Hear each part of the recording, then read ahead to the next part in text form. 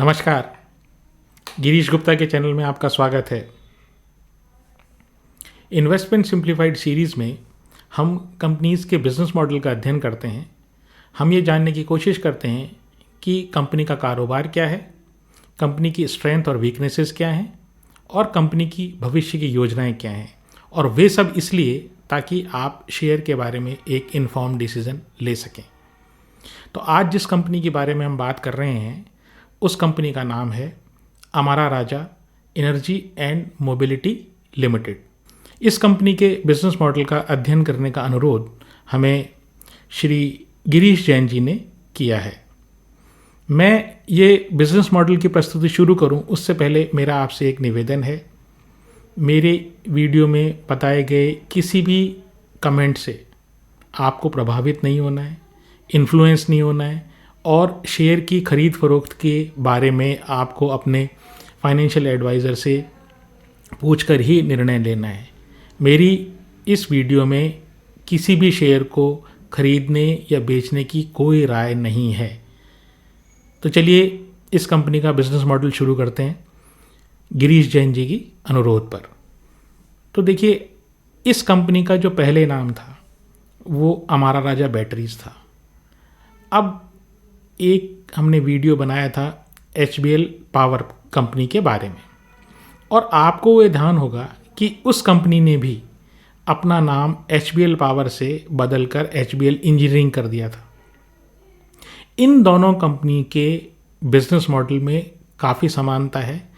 तो मेरा आपसे एक अनुरोध है कि अगर आप HBL इंजीनियरिंग वाला एक बार वीडियो देख लेंगे तो आपको बैटरी कारोबार की कंपनियों के बारे में आपकी जानकारी और पुख्ता हो जाएगी। तो साथ ही साथ मैं आपको HBL पावर और इस कंपनी में जो सिमिलरिटी है वो भी बताता चलूँगा, ताकि HBL पावर वाली जो वीडियो है वो आपके लिए एक रिफ़्रेश कोर्स की तरह हो जाए। तो शुरू करते हैं कंपनी की स्थापना से। तो जो अमारा राजा बैटरी की स्थापना की गई वो भी एक टेक्नोक्रेट थे और HBL पावर के जो प्रमोटर थे वो भी एक टेक्नोक्रेट थे। दोनों आंध्र प्रदेश से आते हैं और दोनों फॉरेन एजुकेटेड थे। अमारा राजा बैटरी के जो प्रमोटर हैं उनका नाम है रामचंद्र नायडू गाला।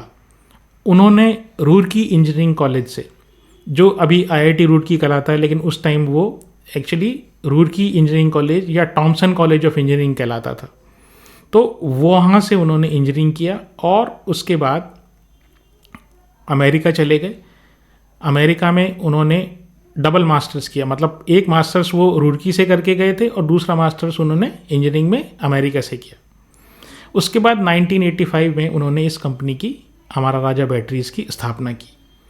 अब ये जो अमारा राजा बैटरी है, ये नाम थोड़ा आपको सुनने में अजीब लगता होगा कि आखिर ये अमारा राजा क्या है।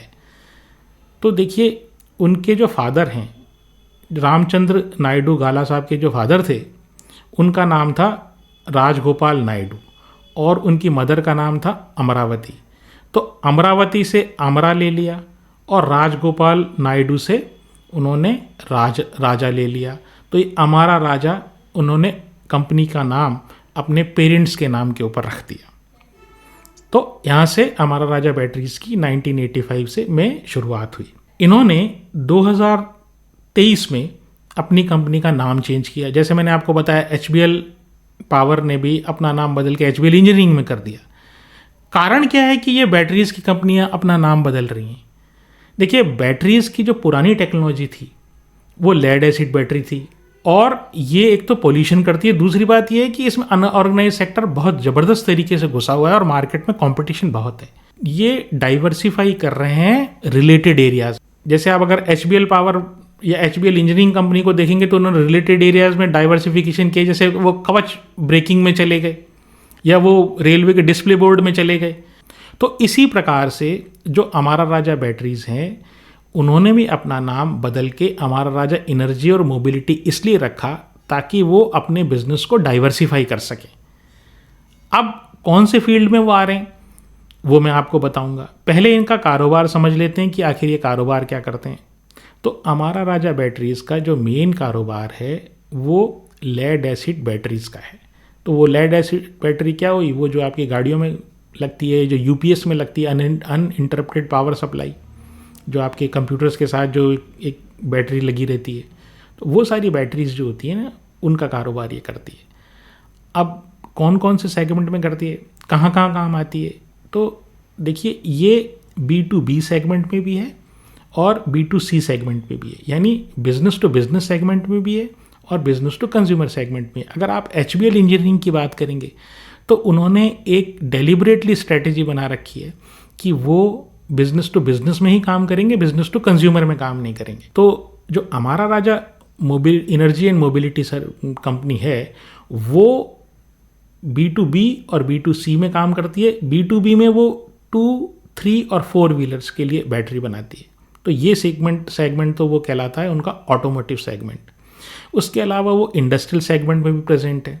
तो इंडस्ट्रियल सेगमेंट में वो जो टेलीकॉम की बैटरीज होती हैं, जो अपने टावर वगैरह लगते हैं, तो वहाँ पर उस बैटरी में वो मार्केट लीडर है। वो बैटरी बनाते हैं, रेलवेज़ के लिए बैटरी बनाते हैं, इंडस्ट्रीज़ के लिए बड़ी बैटरी पैक्स बनाते हैं, यूपीएस बनाते हैं, इंडस्ट्रीज़ के लिए यूपीएस बनाते हैं और घरों के लिए यूपीएस बनाते हैं। इसके अलावा इन्होंने एक नया बिजनेस भी शुरू किया है, जिसके कारण इन्होंने नाम चेंज किया है इसका। तो उसको इन्होंने बोला है न्यू एनर्जी बिजनेस। अब ये न्यू एनर्जी बिजनेस में क्या करते हैं ये, तो ये लिथियम आयन बैटरीज बनाते हैं। और किसके लिए बनाते हैं, अभी फ़िलहाल इनका प्लान ये है कि ये जो छोटी गाड़ियां हैं, जैसे अपना छोटा स्कूटर जो होता है ना, उसके लिए, 2 व्हीलर्स के लिए या 3 व्हीलर्स के लिए, वो इनका फोकस ये है कि फ़िलहाल जो आदमी है, एक आम आदमी, उसको एक अफोर्डेबल गाड़ी चाहिए। अफोर्डेबल मीन्स कीमत में आसान हो, कीमत में सस्ती हो और आसानी से उसको रन कर सके, खर्चा कम आए। और शहरों में मूवमेंट जो है ना, वो एक बहुत बड़ी समस्या है। तो छोटी गाड़ी से मूवमेंट आसान है, बड़ी गाड़ी से मूवमेंट डिफ़िकल्ट है। तो ये सारे फैक्टर्स को देखते हुए उन्होंने स्ट्रेटेजिकली ये सोचा है कि वो जो छोटी गाड़ियों की जो बैटरीज हैं, ई रिक्शा की या 2 व्हीलर्स की, छोटी 2 व्हीलर्स की, उसमें हम एंटर करेंगे। इनका जो प्लान है वो 4 व्हीलर में भी है और पैसेंजर व्हीकल्स में भी है। लेकिन फ़िलहाल इन्होंने, जब तक डिमांड नहीं है तब तक इस जो फोकस है वो छोटी बैटरियों पे रखा है और लिथियम आयन। तो ईवी की बैटरी लिथियम आयन बैटरीज होती हैं। अब इनका जो 67% रेवेन्यू है वो ऑटोमोटिव सेगमेंट से आता है। मतलब जो ऑटोमोटिव सेगमेंट है उसमें 2 व्हीलर, 3 व्हीलर और 4 व्हीलर, उनसे आता है। अब ऑटोमोटिव में क्या है कि 2 तरीके से बैटरी गाड़ियों में लगती है। एक तो जब आप नई गाड़ी खरीदते हो तो वहाँ पर बैटरी लगी लगाई आपको मिलती है। तो ये जो सप्लाई करते हैं, हमारा राजा वाले सप्लाई करते हैं, जैसे किसी कार कंपनी को उन्होंने सप्लाई किया तो उसको बोलते हैं OEM। तो ये OEM सप्लायर भी हैं कारों के लिए, स्कूटर के लिए। तो लगी लगाई बैटरी आपके पास इनकी, एमरॉन की या हमारा राजा की आती है आपके पास। तो एक तो ये, और दूसरी बात, जब गाड़ी पुरानी हो जाती है तो हमारी बैटरी ख़राब हो जाती है, तो उसकी लाइफ ख़त्म हो जाती है। तो वो जो दूसरा जो रिप्लेसमेंट मार्केट है उसमें भी इनका अच्छा खासा मार्केट शेयर है और इनका नाम बहुत अच्छा है। तो वहाँ पर क्या है, 2 तरीके से इनकी सेल हो रही है। एक OEM के रूप में बैटरी की सेल है गाड़ियों में, और दूसरा जो इनकी सेल है वो इनकी सेल है आफ्टर सेल्स मार्केट में, यानी रिप्लेसमेंट बैटरी के मार्केट में। दूसरा इनका जो इंडस्ट्रियल सेगमेंट है उसमें जैसे मैंने बताया कि ये टेलीकॉम इक्विपमेंट जो है वहाँ पर ये मार्केट लीडर हैं। वहाँ पर एक ज़बरदस्त शिफ्ट हो रहा है। शिफ्ट ये हो रहा है कि जैसे जैसे टेलीकॉम की टेक्नोलॉजी चेंज होती जा रही है, जैसे 4G से 5G आया, तो एनर्जी के रिक्वायरमेंट चेंज होती जा रही है। तो वो भी अब ये चाहते हैं कि EV, यानी EV की जो बैटरी, जिसको लिथियम आयन बैटरीज बोलते हैं, वो बैटरीज ये इनको दें। मतलब हमारा राजा जो सप्लाई करे ना, वो लेड एसिड बैटरी नहीं करें, उसकी जगह लिथियम आयन बैटरीज की सप्लाई करें। तो डिमांड एक्चुअली उसकी बढ़ रही है। तो मार्केट में इन्होंने जो स्टेप लिया है वो करेक्ट स्टेप लिया है। ये शिफ्ट हो रहे हैं लिथियम आयन, लेड एसिड से लिथियम आयन बैटरीज की तरफ। एक और जो इनका डाइवर्सिफिकेशन है, जो ये करने की कोशिश कर रहे हैं, वो ये है कि ये कहते हैं कि भाई हमारा जो है डीलर नेटवर्क बहुत अच्छा है, हमारा ब्रांड बहुत अच्छा है, एमेरॉन नाम की बैटरी आती है तो आपने सबने नाम सुन रखा होगा। तीसरा क्या है, कंज्यूमर का हमारे पास ट्रस्ट, हमारे ऊपर ट्रस्ट बहुत है। तो ये जब सारे फैक्टर वो देखते हैं तो उन्होंने ये कहा, जैसे HBL इंजीनियरिंग वाले कर रहे हैं कि हम रिलेटेड फील्ड में जाएं, तो वैसे ही ये भी ये कोशिश कर रहे हैं कि हम भी डाइवर्सिफाई करें, क्योंकि बैटरी के लाइन में कंपटीशन बहुत बढ़ रहा है। तो वो क्या कर रहे हैं, वो कह रहे हैं हम ल्यूब्रिकेंट्स में जाएंगे, ऑयल है, ग्रीस है, गाड़ियों की ग्रीस और ऑयल ये सब जो है, तो वो ये अपने डीलर को ये कह रहे हैं आप ल्यूब्स भी रख लो, ऑयल भी रख लो, ल्यूब्स भी रख लो, ल्यूब्रिकेंट्स। तो वहाँ पर आपको क्या है, जैसे ग्रीस वगैरह, तो वहाँ पर क्या है, आपको अच्छा मार्जिन है और नेटवर्क पहले से बना हुआ है, तो दुकानदार को भी कोई प्रॉब्लम नहीं है। अब ये की ये स्ट्रेटेजी जो है ना, अगर आपको ध्यान हो तो पेंट इंडस्ट्री में अभी बिरला जी घुस गए, क्योंकि बिरला जी जो है उनकी सीमेंट का तो व्यापार पहले से ही है, और एशियन पेंट और बर्जर पेंट वो दो इतने बड़े प्लेयर्स थे कि मार्केट में उनका डोमिनेशन था। तो बिरला जी ने कहा यार बहुत अच्छी बात है, मैं भी इसमें घुस जाता हूँ। अब मैं क्यों घुस जाता हूँ, कैसे पेनिट्रेट करूँगा मार्केट में, तो उसका सबसे अच्छा तरीका ये है कि मैं जो मेरे एग्जिस्टिंग डीलर है ना, जो सीमेंट बेचते हैं या पुट्टी बेचते हैं, उनको मैं बोल दूंगा भाई ऐसा है कि तुम पेंट भी रख लो, तो मेरा अपने आप नेटवर्क से पेंट बिकने लग जाएगा। भाई मुझे कोई नया नेटवर्क तो क्रिएट करने की जरूरत ही नहीं है, उन्हीं दुकानदार के थ्रू बेच दूंगा। और सेम स्ट्रैटेजी ये हमारा राजा वाले भी अपना रहे हैं कि ल्यूब्स के थ्रू। अच्छी बात है। एक जो इनोवेटिव काम ये कर रहे हैं उसमें आप ये देखिएगा कि कंपनीज किस तरीके से स्ट्रैटेजी अपनी बनाती हैं जिससे उसके एक तीर से कई शिकार होते हैं। तो ये जो लेड एसिड बैटरी आती है, तो लेड एसिड बैटरी जब ख़राब हो जाती है, जब रिप्लेसमेंट मार्केट से जब ये बैटरी ख़राब होके बाज़ार से बाहर आती है तो ये पॉल्यूट करती है। अगर आप इसको कहीं वैसे ही डिस्कार्ड कर देंगे, मतलब अगर आप गार्बेज में डाल देंगे या वैसे ही कहीं फेंक देंगे, तो इसमें लेड होता है, और लेड जो होता है ना वो हार्मफुल होता है आदमी के लिए। तो लेड पॉइजनिंग हो जाती है अगर आप वो पानी में मिल जाए या मिट्टी में मिल जाए, और उसके बाद पौधों में से जो फल आते हैं उसके थ्रू आदमी के शरीर में चल जाए, तो लेड पॉइजनिंग हो जाती है। तो इन्होंने कहा कि साहब हम जो है ना, हम तो इस प्लेनेट को ग्रीन बनाएंगे, तो साहब हम क्या है, हमें एक लेड रिसाइकलिंग या बैटरी रिसाइकलिंग प्लांट लगाते हैं, उससे हम बैटरी से लेड रिक्लेम करेंगे। तो आप कहेंगे बहुत अच्छा इनिशिएटिव है, हम भी कह रहे हैं बहुत अच्छा इनिशिएटिव है, लेकिन इसके पीछे सोच और है। क्या सोच है कि लेड एसिड बैटरी में जो बहुत बड़ा कंपोनेंट है वो है लेड। अब लेड होता है इंपोर्ट, अगर और उसकी इंटरनेशनल मार्केट में जो प्राइसेस हैं वो बड़ी फ्लक्चुएट करती हैं। तो इनका पर्पज़ ये है कि रिसाइकल करके मैं प्लांट लगा लूँ और वहाँ से जो लेड मुझे मिलेगा उसको मैं वापस यूज़ कर लूँगा। तो मेरा जो इनपुट कॉस्ट जो है, अगर लेड का प्राइसेस बढ़ रहे हैं तो मेरी इनपुट कॉस्ट जो है ना वो कम हो जाएगी, और मेरी जो बैटरी की कीमतें हैं वो कॉम्पिटिटिव हो जाएंगी। कॉम्पिटिटिव कैसे, मेरे को तो सस्ते रेट पे बाजार भाव से तो मुझे लेना नहीं है लेड, मुझे तो रिसाइकल्ड लेड जो मेरे प्लांट में रिसाइकलिंग प्लांट में मिला वहीं से लेना है।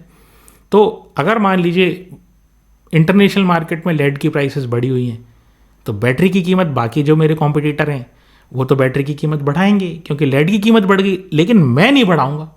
ये एक और बड़ा जो प्लांट लगाने की कोशिश कर रहे हैं वो ये कहते हैं कि हम जो टेक्निकल शिफ्ट है मार्केट में, बैटरी मार्केट में, वो लिथियम आयन की तरफ जा रहा है।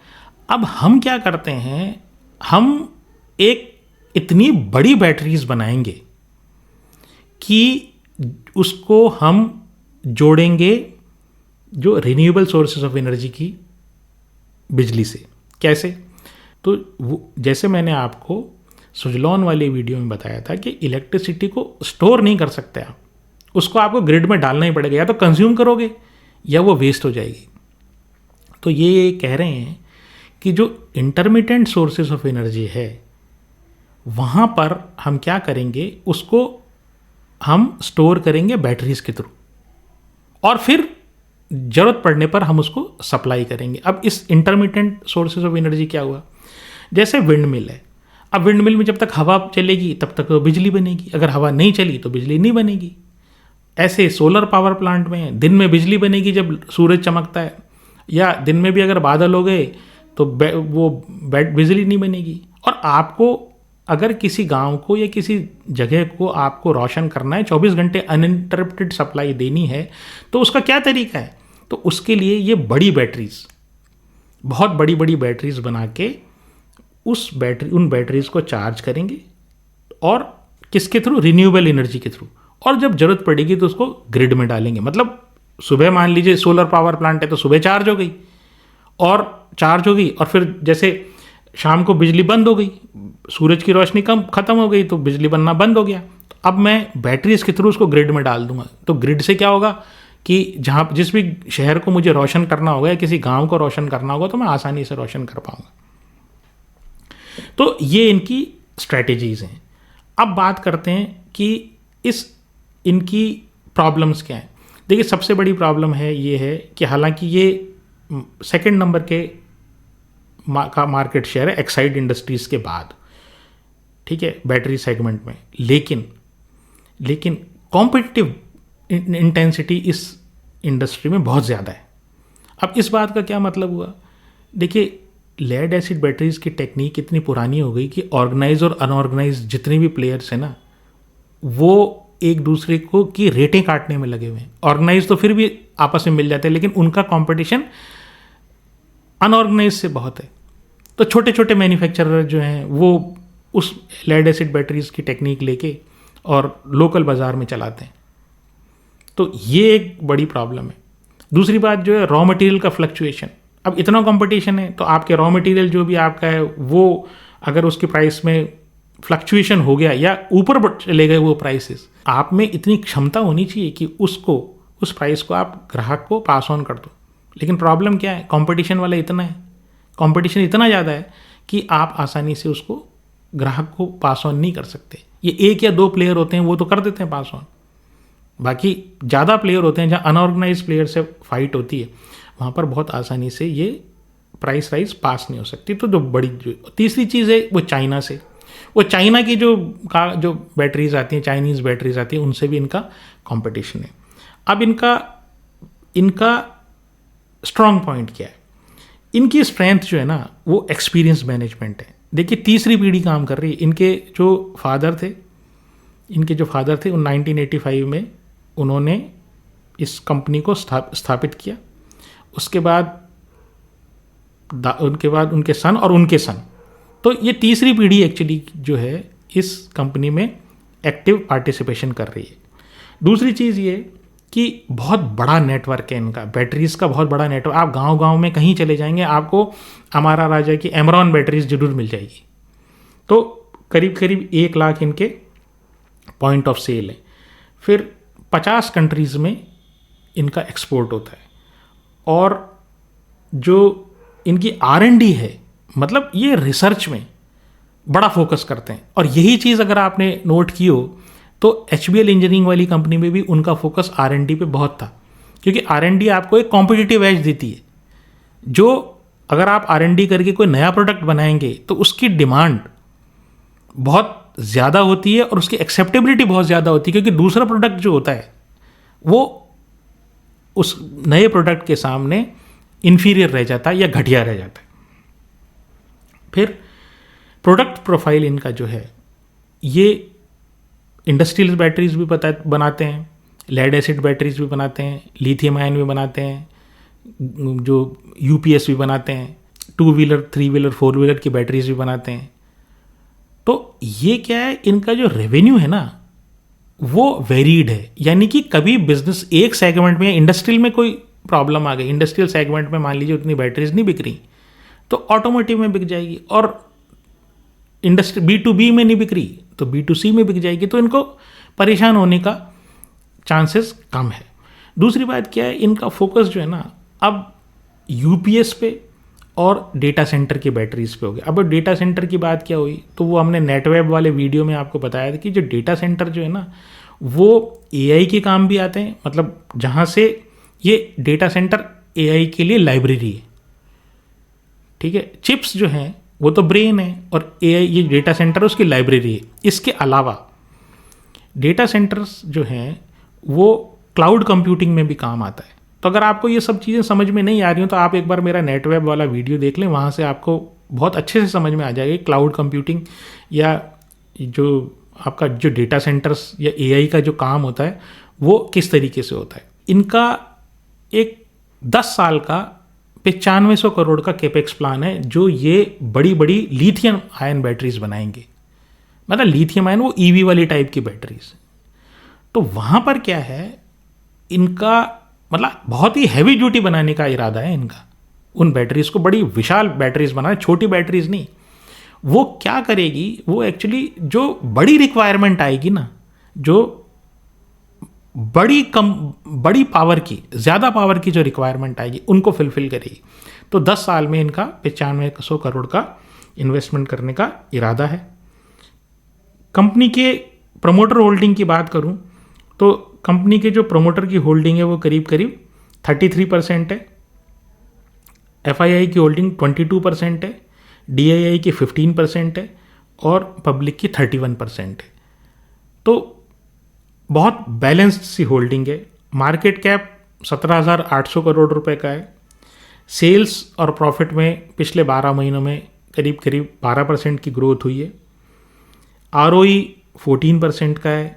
डेट नेग्लिजिबल है और पी जो है ना वो करीब करीब 18-19 का इनका पी है। तो ये सब अगर आप इन सब चीज़ों को देखें तो आपको ये पता लगेगा कि ये कंपनी जो है ना, अगर इसके ग्रोथ प्लान सक्सेसफुल हो जाते हैं तो कंपनी में पोटेंशियल बहुत अच्छा है। कंपनी में डेट नहीं है तो फाइनेंशियल रिस्क नहीं है और मैनेजमेंट बड़ा एक्सपीरियंस्ड है। लेकिन आपको जो फैसला करना है वो अपने विवेक से फैसला करना है, अपने फाइनेंशियल एडवाइज़र से पूछ के फैसला करना है। आपको अगर मेरा ये प्रयास पसंद आया हो तो आप वीडियो को लाइक करें, चैनल को सब्सक्राइब करें और वीडियो को शेयर भी करें। थोड़ा टाइम बचा हुआ है तो मैं कुछ मेरे पुराने वीडियोस पर कमेंट भी ले लेता हूँ। तो देखिए, पहला कमेंट जो है वो अभिजीत बी 7936 ने किया है। उन्होंने कहा है कि इंडिजीन की में पब्लिक होल्डिंग 92% है। तो क्या ये चिंता की बात है? देखिए, बड़ा रेलेवेंट इन्होंने क्वेश्चन पूछा। इंडिजीन का हमने एक वीडियो बनाया था, तो इन्होंने उस वीडियो को देखकर वहाँ पर जब होल्डिंग देखी, पब्लिक होल्डिंग, तो वो 92% थी। तो इन्होंने कहा ये क्वेश्चन है कि वो 92% चिंता की बात है क्या? क्योंकि जनरली ये माना जाता है जहाँ पे पब्लिक की होल्डिंग ज़्यादा होती है तो वो शेयर काम का नहीं होता। तो इस जो इंडिजीन है इसमें एफआईआई की जो होल्डिंग है वो 50% है और डीआईआई की 4% है और बाकी 92% के आसपास जो है वो पब्लिक की होल्डिंग है। तो देखिए अभिजीत जी, बात ये है कि एक होता है बेसिकली 4 कैटेगरी है ब्रॉडली शेयर होल्डिंग की। जो एक है उसमें से प्रमोटर, एक है एफआईआई, एक है डीआईआई और चौथा है पब्लिक।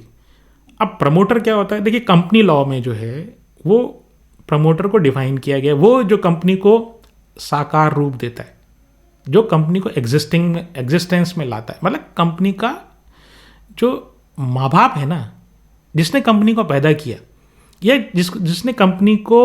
जिसका कंपनी को पैदा करने में हाथ है, उसको प्रमोटर कैटेगराइज कर दिया जाता है।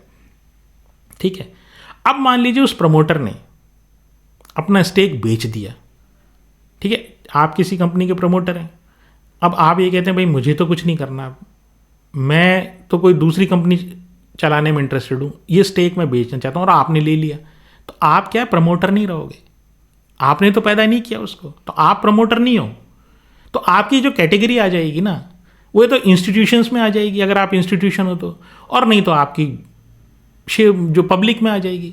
तो कोई चिंता की बात नहीं। आप इसकी डिटेल में अगर स्टडी करें तो आपको पता लगेगा कि जो प्रमोटर है उन्होंने अपना स्टेक किसी दूसरे को, नॉन प्रमोटर को बेच दिया, बस इतना ही अंतर है। वैसे मैं आपको बताऊं, जैसे आईटीसी है ना, उसमें भी प्रमोटर होल्डिंग कुछ नहीं है, और जो आपका एचडीएफसी बैंक है ना, उसमें प्रमोटर होल्डिंग 0 है। तो आपको ये सारे फैक्टर्स एक्चुअली कंसीडर करने पड़ते हैं किसी भी कंपनी की शेयर होल्डिंग को जब हम एनालाइज करते हैं तब। अमित गुप्ता जी कहते हैं, वो हमारे एक वीडियो हमने CMS इन्फो सिस्टम पे बनाया था, तो हमने ये बोला था कि भारत सरकार का फोकस इस बात पे है कि इंडिया को एक कैशलेस इकोनॉमी बना दी जाए ताकि ये जो ब्लैक मनी की समस्या है ना खर्च खत्म हो जाए। तो अमित गुप्ता जी ने कमेंट किया है कि एक पॉइंट की बियॉन्ड तो कम से कम इंडिया को तो हम कैशलेस नहीं कर सकते। उसका कारण क्या है? उन्होंने एक कारण बताया कि भाई जब आप इलेक्शन लड़ते हो तो क्या आप ऑनलाइन पेमेंट करोगे क्या? अगर आप किसी को चंदा देते हो तो, या इलेक्शन में जो खर्चा का आप करते हो तो आप बियॉन्ड लिमिट करते हो, आप तो मर्जी है जिसको जितना पैसा देते हो।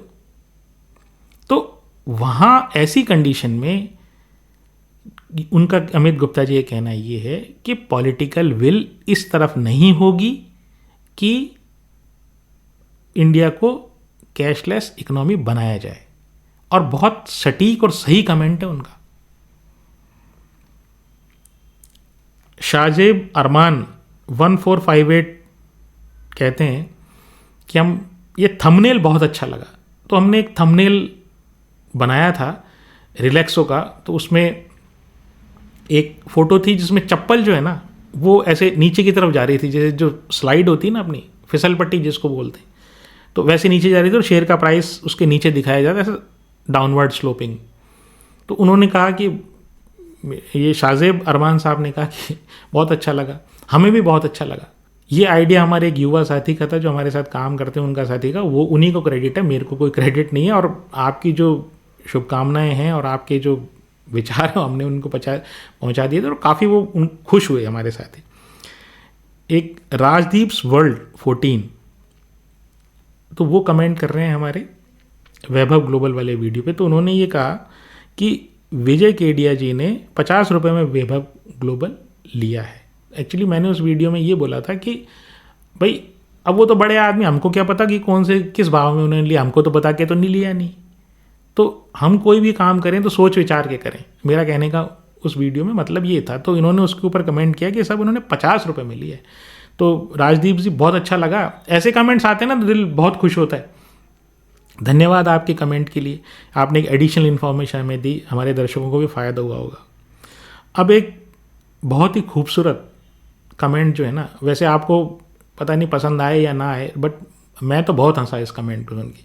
हमने एक वीडियो बनाया था प्रिंस पाइप पर, और वहाँ पर हमने वो जो पाइप है वो और उसकी जो फिटिंग है, हमने पाइप और फिटिंग में अंतर बताया था। फिर हमने ये कहा कि भाई मॉडर्न प्लम्बिंग क्या होती है, तो मॉडर्न प्लम्बिंग वो होती है जिसमें जो बाथरूम से जो पानी का जो निकास होता है ना उसमें आवाज़ नहीं आती। तो हमने कुछ एग्जाम्पल दे के समझाया था। तो ये जो नितिन सिंह सिवान जी, इन्होंने बड़ा एक ज़ोरदार कमेंट किया है। उन्होंने कहा अंकल आप प्लम्बर हो क्या? तो हमारे लिए देखिए, हमारी तो तपस्या सफल हो गई। हम जो आपको समझाना चाहते हैं ना वो बिल्कुल कॉमन लैंग्वेज में, बिल्कुल सिंपल लैंग्वेज में समझाना चाहते हैं। और अगर किसी का कमेंट ये आ जाए, किसी दर्शक का कमेंट देखने के बाद ये आ जाए कि अंकल आप प्लम्बर हो क्या, तो हमारी ये जो पूरा हम जो वीडियो बना रहे हैं ना, हमारी साधना सफल हो गई। शायद सबसे अच्छा हमारे काम के लिए सबसे अच्छा सराहना करने वाला कमेंट हमें ये लगा। बाकी सब तो आप कमेंट करते ही हैं, हमारी खूब सराहना करते हैं आप, लेकिन ये जो कमेंट है ना जिसमें सार्काज़म भी है और प्रेम भी बहुत है, और ये भी बताना है कि आपने इतना अच्छा समझाया कि आप ऐसा लगता है जैसे कोई प्लम्बर समझा रहा हो। तो आज के लिए यहीं तक, नमस्कार, धन्यवाद, जय हिंद।